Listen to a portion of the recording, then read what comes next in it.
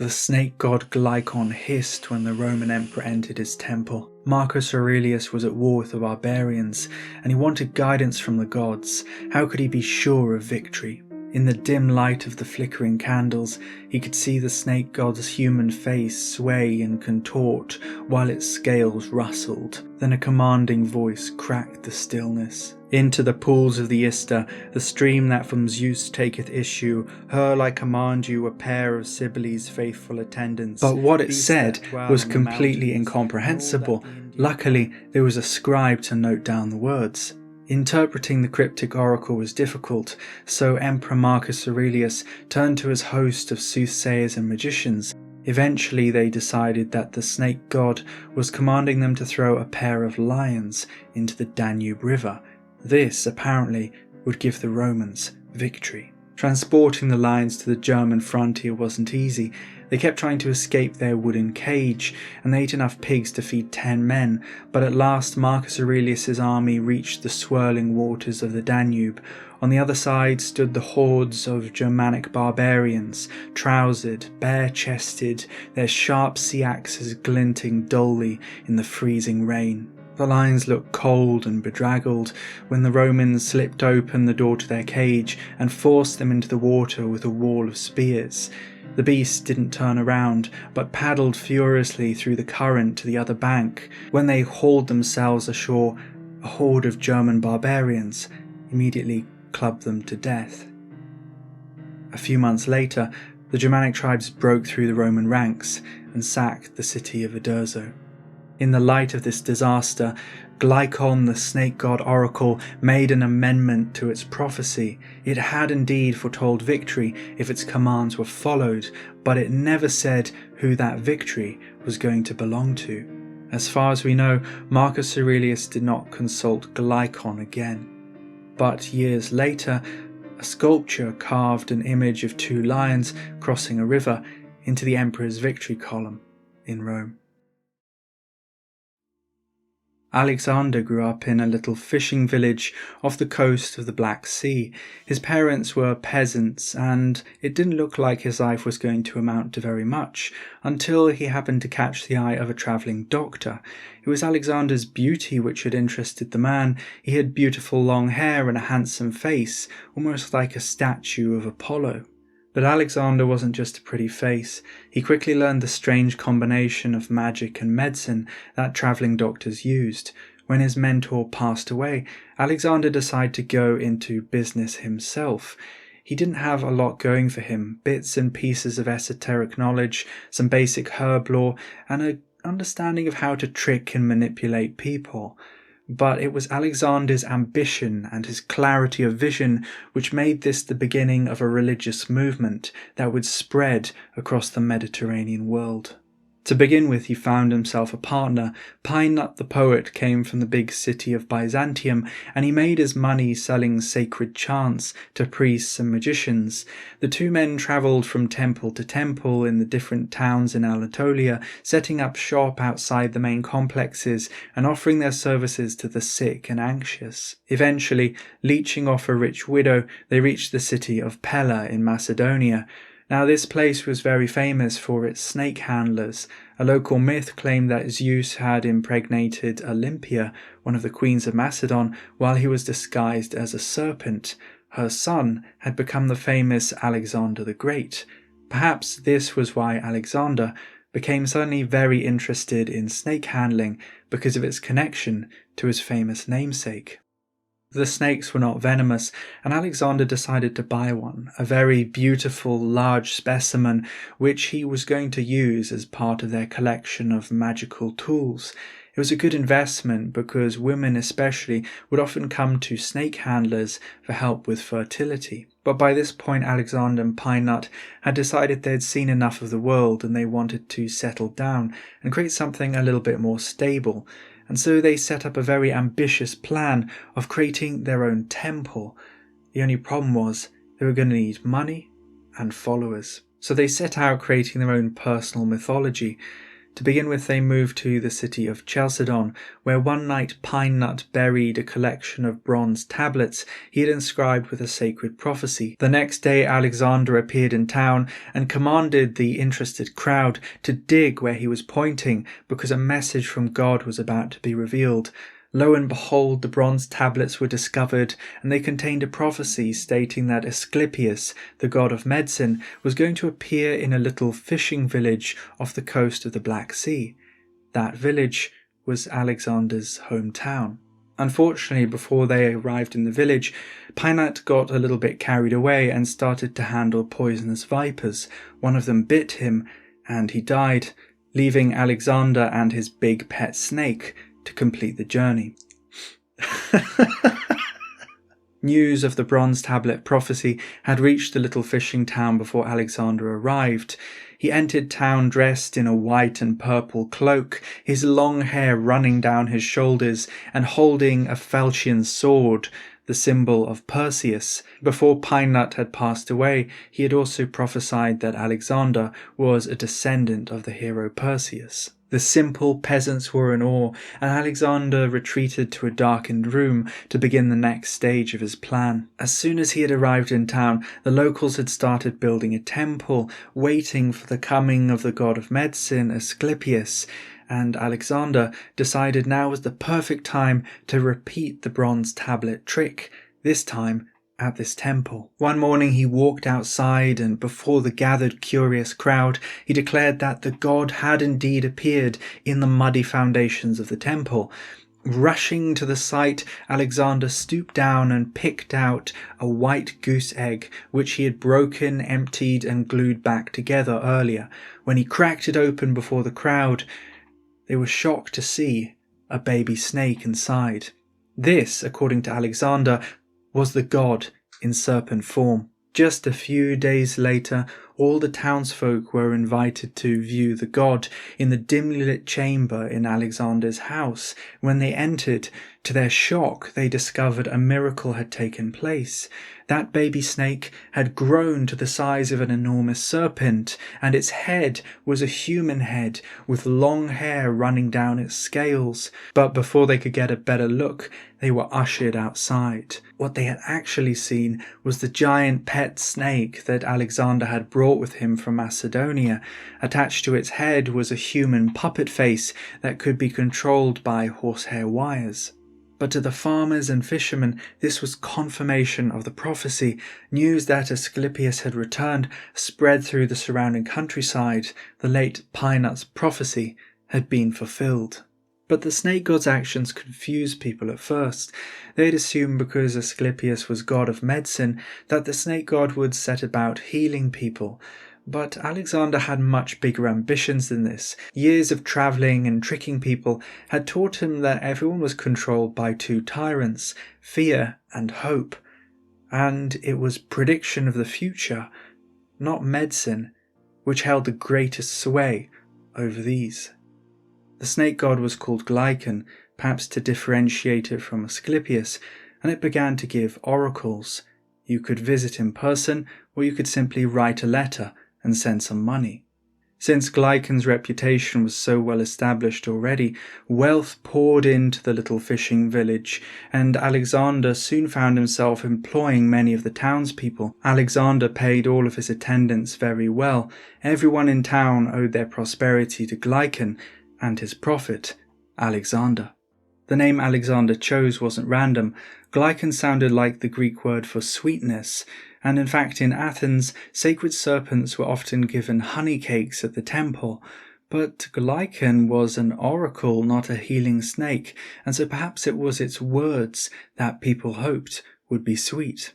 Generally, oracles were expected to be quite ambiguous and confusing, but to keep on the safe side, Alexander kept a written record of all of the prophecies he gave. If someone accused him of making the wrong prophecy because the opposite happened, he simply went back and adjusted his records. Despite this, people kept writing in or making pilgrimages to see Glycon, and Alexander's newfound power and fame attracted a host of friends and enemies. Epicureans were philosophers who were especially skeptical of religion. They had heard about Glycon's rise to fame, and they wanted to see it, to expose the trickery that had misled the masses. For Alexander, no group apart from the Christians posed such a serious threat to his power. His response was like that of many religious leaders of the time: violence. Glycon released an oracle calling on its followers to stone and cast out any Epicureans in its town or around its temples. Later, when someone wrote in asking about the location of the long-dead philosopher Epicurus, Glycon was delighted to inform them that he was wallowing in mud in Hades. But while he was fighting with the Epicureans, Alexander was hobnobbing with various other schools of philosophy, especially the followers of Plato and Pythagoras. Very quickly, Glycon moved from something that was just famous to become something that was quite respectable. In 161 CE, Glycon gave its first political prophecy. The Roman general Severianus wanted to march into Armenia and fight back the Parthians. Should he go? Glycon, the sweet-tongued snake, gave a resounding yes. Under your charging spear shall fall Armenians and Parthii, then you shall go to Rome, wearing a crown studded with sunbeams. The military campaign was an utter disaster. Severianus and his men were surrounded and wiped out by the Parthians. Alexander hurriedly corrected his prophecy. It's better if you don't go to Armenia, otherwise grim death will cut you off from life. Despite these hiccups, Glycon's fame continued to rise, and Alexander started to send missionaries out to the various cities in the Mediterranean, telling people about the opportunity to send in a letter and ask for a prophecy from Glycon. In fact, Glycon charged 2 drachmas and 2 obols for each prophecy it gave. To put this in context, a labourer's daily wage was 4 obols, and a drachma was worth about 6 obols.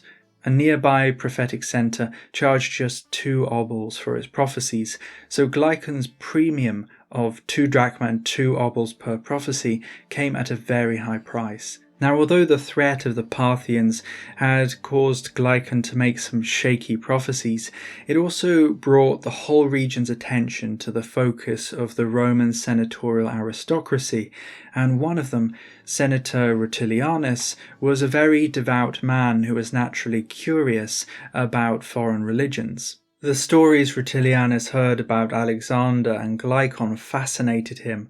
First, he sent a delegation of slaves to sound out the prophet, and when they returned with positive news, he decided to visit himself. Now, Alexander knew that this was probably the most important moment in his career. If he could win over Rutilianus, the way into the upper echelons of Roman imperial power lay open, and so he pulled out all the stops on the senator's visit. Whatever he did, Rutilianus left absolutely convinced that Glycon was real and that Alexander was a sincere and authentic prophet. Of course, by requesting oracles about personal matters in Rome, Rutilianus ended up sharing a lot of private political secrets, giving Alexander the prophet even more power. Later, Rutilianus would marry Alexander's mysterious daughter, who he claimed to have conceived with the goddess Selene. With Rutilianus now as his son-in-law, the marriage made Alexander practically untouchable. Lucian of Samoata hated conjurers and tricksters. He had heard about the rise of Glycon and had actually written a series of angry satirical scrolls about it.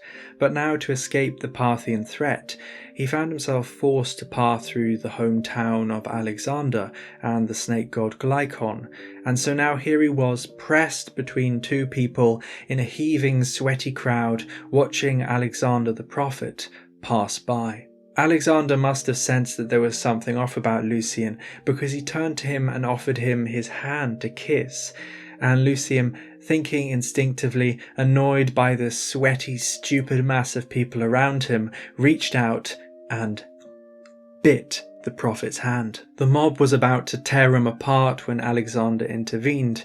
He invited Lucian into a private chamber to discuss things man to man. On his own, Alexander was purely transactional. He told Lucian that he would let him go and not have the mob kill him, and even get him a decent job through his connection with Rutilianus if Lucian agreed to recognize him as a true prophet. To his shame, Lucian said yes. However, this wasn't enough for Alexander. He needed to be surrounded by people who absolutely believed in him 100%, and he knew that Lucian's support was purely conditional and temporary.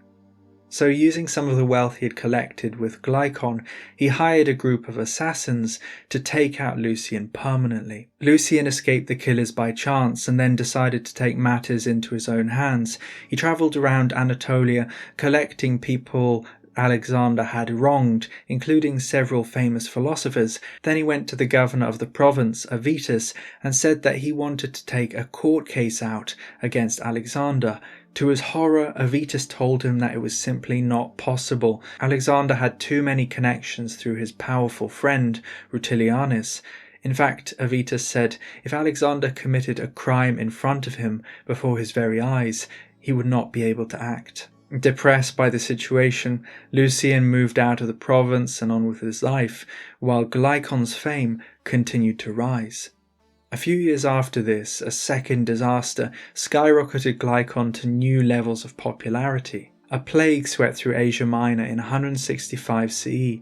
It would eventually reach the city of Rome, but Glycon issued a special oracle. The ever-young god Phoebus keeps the cloud of plague far from you. The snake god promised that anyone who scrawled this inscription on the doorway to their house would be protected from the plague, and archaeologists have actually found a house in Antioch with this exact text written on it. So through the role he played in the Parthian Wars, and then the plague epidemic, Alexander continued to expand his power and popularity, always preying on the fear of those who were desperate and feeding their hope. It was shortly after this that Emperor Marcus Aurelius consulted him about his campaign against the Germanic barbarians, and although Alexander and Glycon got it wrong, the mere fact that an emperor had consulted them boosted the oracle's fame to another level. Glycon was more than just a prophetic god at this point. It was an empire-wide cult centered on one man, the prophet Alexander. An annual religious festival was started in Ionopolis, the new Greek name given to Alexander's town. It was copied from the Eleusinian Mysteries in Greece, but it was centered on the supposed mythological union of Alexander and the goddess Selene. He seems to have had his pick of the women at the festival, although this was justified with religious doctrine. Women who left and conceived children claimed they were sons of Glycon. As more and more people wrote in to request oracles, Alexander refused to delegate that duty to others, and he spent long nights writing vaguer and more ambiguous replies to the stack of scrolls on his desk. Because the answers were so inscrutable, anyone who consulted Glycon immediately went to consult an interpreter of Glycon afterwards, and Alexander turned this problem into a pyramid scheme where he issued annual licenses to official interpreters of Glycon for a fee. Perhaps exhausted by his ever-growing religious empire and his refusal to delegate responsibilities, Alexander passed away around the age of 60 in 172 CE. His sincere son-in-law Rutilianus declared that no one, not even him, was worthy to replace the prophethood of the oracle. There's no record of what happened to the snake. The reason we know so much about Alexander, Pine Nut, and the snake Glycon is because that angry skeptic who bit his hand, Lucian, famously wrote an angry letter about it to a friend long after Alexander's death. Now, although Lucian clearly had a personal grievance against Alexander, what he writes in his letter is supported by archaeological evidence. But what happened to the cult of Glycon after Alexander? That is harder to answer. Statues of Glycon have been found from Romania to Egypt. A gem in Antioch appears to show Glycon and Alexander standing together. Coins minted across Anatolia show Glycon on one side with his name inscribed underneath in Greek. In Egypt, a collection of Gnostic carvings have Glycon added into the mix. It's possible he was conflated with the serpentine forms of Isis and Serapis. What this all tells us is that Alexander had created an enduring memory of a god in the chaotic, confusing pantheon of the Roman Empire. What is more confusing is that the archaeological evidence seems to cluster around Dacia and Egypt from around 200 CE. Moving away from the original Black Sea coast where Alexander had started the oracle.